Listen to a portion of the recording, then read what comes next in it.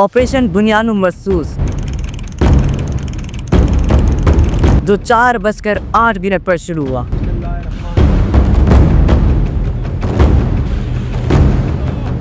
और कुछ ही घंटों बाद भारत का नक्शा बदल दिया।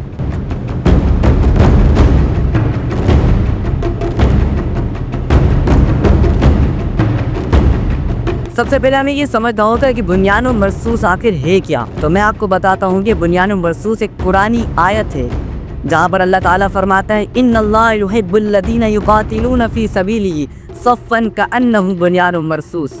बेशक अल्लाह उन लोगों से मोहब्बत करता है जो उसकी राह में इस तरह से सब बांध कर लड़ते हैं जैसे एक सीसा पिलाई दीवार हो। इसका मतलब है कि ऐसे लोग जो ईमान, डिसिप्लिन और यूनिटी के साथ दुश्मन के मुकाबला करते हैं उन्हें अल्लाह पसंद करता है। ये नाम सिर्फ मिलिट्री ऑपरेशन नहीं बल्कि एक आइडियोलॉजिकल मैसेज है कि उसे सीसा पिलाई दीवार बनना होगा, चाहे वो मीडिया में हो, साइबर स्पेस में हो या वो बैटलफील्ड पर हो, किसी भी प्लेटफॉर्म पर हो, उसे सीसा पिलाई दीवार बनना होगा। ये ऑपरेशन एक जवाबी कार्रवाई थी जो पाकिस्तान की तरफ से भारत की मुखालिफत, मिलिट्री, साइबर और कम्युनिकेशन इंफ्रास्ट्रक्चर को टारगेट करने के लिए अंजाम दी गई, जिसका मकसद सिर्फ डिफेंस नहीं था बल्कि दुश्मन को एक स्ट्रेटेजिक और फिजिकली मैसेज देना था कि पाकिस्तान सिर्फ तहफ़्फ़ुज़ात का हामी नहीं बल्कि प्रोटेक्टिव डिफेंस का भी काबिलियत रखता है। अब उन मकामात की बात करते हैं जहाँ पर पाकिस्तान ने भरपूर हमला किया और उनको सपुर्द-ए-ग़ात कर दिया। सबसे पहला नाम आता है यहाँ पर पठानकोट एयरबेस पर सक्सेसफुल मिसाइल स्ट्राइक की गई और उसको मुकम्मल तरीके से तबाह कर दिया गया।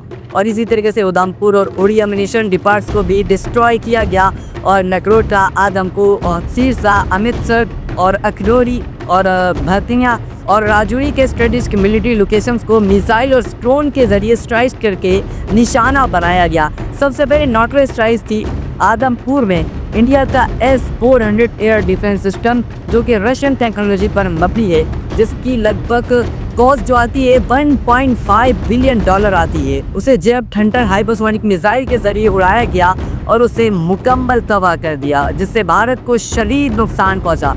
इस ऑपरेशन का एक और पहलू था कि साइबर स्पेस में इंडिया पर हमला करना।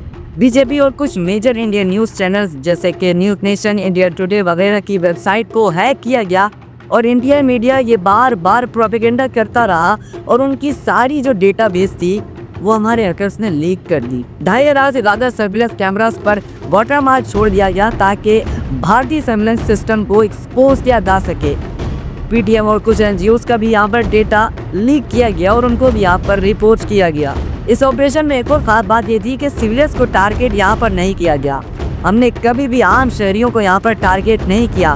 पाकिस्तान की फौज ने अपनी एथिकल मिलिट्री वैल्यूज़ को यहाँ पे सबूत दिया। ना ही हमने किसी सिविलियन बिल्डिंग्स को निशाना बनाया, ना ही किसी हॉस्पिटल को, ना ही किसी मंदिर को और ना ही किसी मस्जिद को। ये सिर्फ और सिर्फ एक स्ट्रेटेजिक मिलिट्री और वॉर बेस्ड बुनियादी एक हमला था, एक ऑपरेशन था जो हमने अल्हम्दुलिल्लाह कामयाब बनाया।